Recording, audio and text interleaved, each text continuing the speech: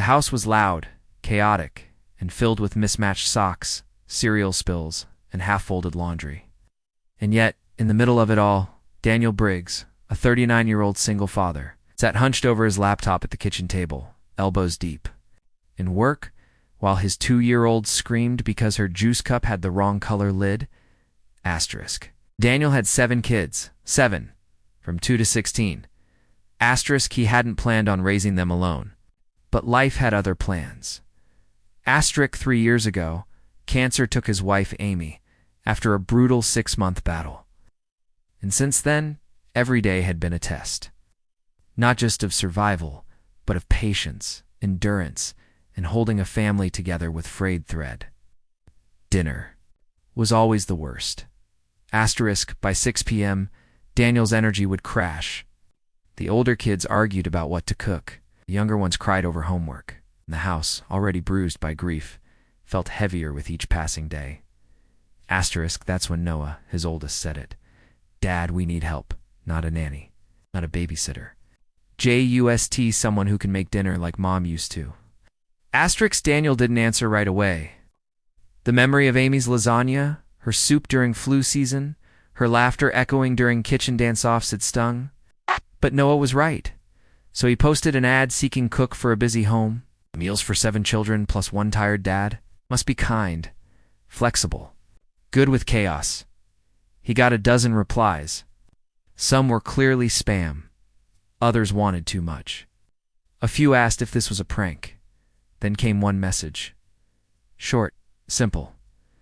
"I've cooked for hungry souls. Not just hungry mouths. I'd be honored to help. Maggie Hale. Her resume was clean. 51. Widow. Former caterer.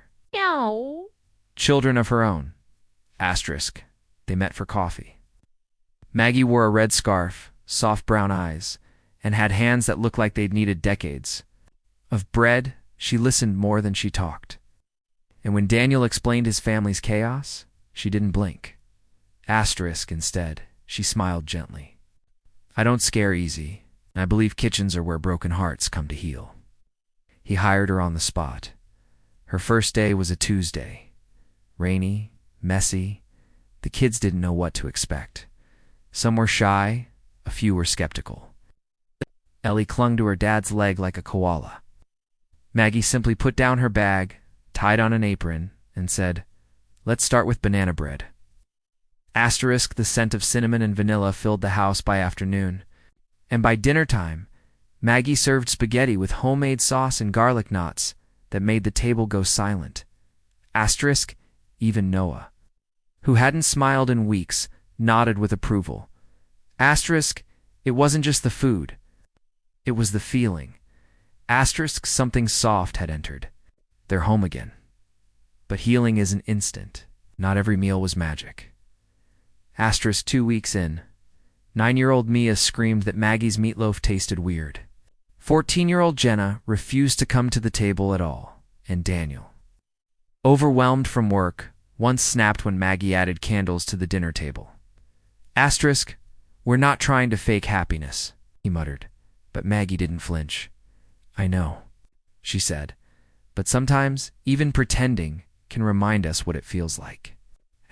That night, Daniel found himself sitting at the table long after dinner, watching the flickering candlelight dance across a messy tablecloth, and felt just for a moment that maybe things could feel warm again.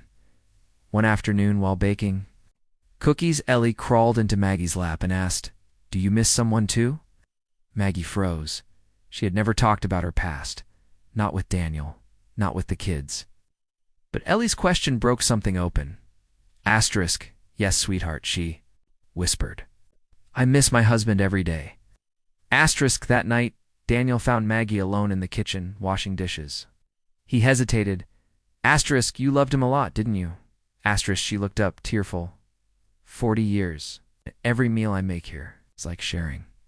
Him. They stood in silence for a moment, grief connecting them like a quiet thread. Spring came. The days grew longer. Maggie taught the kids how to make bread from scratch. They started Taco Tuesdays and Pancake Saturdays. Kitchen became their safe place. Jenna, once withdrawn, began sitting on the counter talking about her crushes. Mia started a recipe journal, copying Maggie's handwriting. Even. Daniel began coming home earlier, just to sit on the stool and watch dinner unfold. The home still had its chaos, but now it also had laughter. Flower fights, birthday cakes, healing. Then, one evening in May, Maggie didn't show up. No call, no message. Daniel called her cell, no answer. The kids worried. Something felt wrong. Hours later, Maggie finally texted. At the hospital, just tests. Don't worry, I'll explain tomorrow. The next morning, Daniel met her at the kitchen table before school. She looked pale, tired. It's early. But the scans aren't good, she said softly. Daniel's heart dropped. Cancer. She nodded. Same kind that took my gym. And just like that, the roles reversed. Daniel sat with her every day during chemo. The kids made freezer meals. Jenna took over breakfast. Mia wrote letters Maggie could read in the hospital. Noah learned how to make tea the way Maggie liked it. For months. The woman who had fed their hearts was now being fed by their love. You saved this family. Daniel told her once while tucking a blanket around her. Now let us save you. And slowly Maggie healed. By fall, she returned thinner. But stronger. Her first night back, the kids made lasagna. It was overcooked and the garlic bread was burnt. But Maggie cried at every bite. And in the center of the table, Ellie had placed a candle. Just one, because sometimes pretending becomes real. Final message? She was just a cook, a hired helper. But in truth, she became the heart they had all been missing. She filled their empty spaces with meals, comfort, and memories. And in return, they reminded her that love doesn't end with loss, begins again at the table.